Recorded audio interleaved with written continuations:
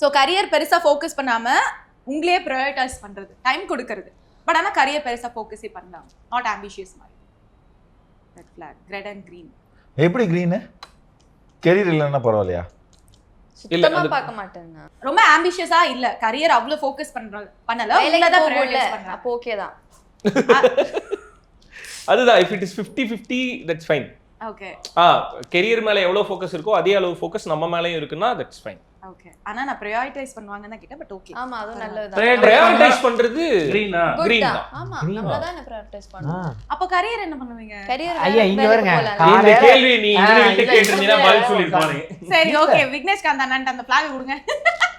சொல்லுங்கண்ணே. நீங்க பாதினா கரியர் தானே நான் ஃபோக்கஸ் பண்றீங்க. ஃபேமிலி டைம் இருக்குமானே என்ன வேணா எனக்கு கேளுமா. எல்லாத்தையும் ரெட் ஃபிளாக்டா. இல்ல நான் என்ன வச்சே சொல்றேன், நான் என் ஒர்க்ல ஆம்பிஷியஸா இருப்பேன், அதெல்லாம் பண்ணிட்டு இருப்பேன். பட் வீட்ல எங்கேயாவது வெளில போகணும்னு சொல்லி ஒன்று ஃபிக்ஸ் பண்ணிட்டேன் அப்படின்னா அந்த அன்னைக்கு எனக்கு எவ்வளோ பெரிய வேலை இருந்தாலும் சரி, அதை நான் ஃபிக்ஸ் பண்ணியிருக்கேன்ல, அதை கேன்சல் பண்ண மாட்டேன், ஓடிடுவேன். ஆஹா, ஸ்ருதி அக்கா அடி பின்ன மாட்டாங்களா? இங்க கதறுவானுங்க, டேய் யாடா ஊருக்கு போனவனே, சாரி கைஸ், அவங்க ஸ்ருதிக்கு தான் ப்ரியாரிட்டைஸ் பண்ணுவாங்க. அதை ஓடிடுவேன் நான்.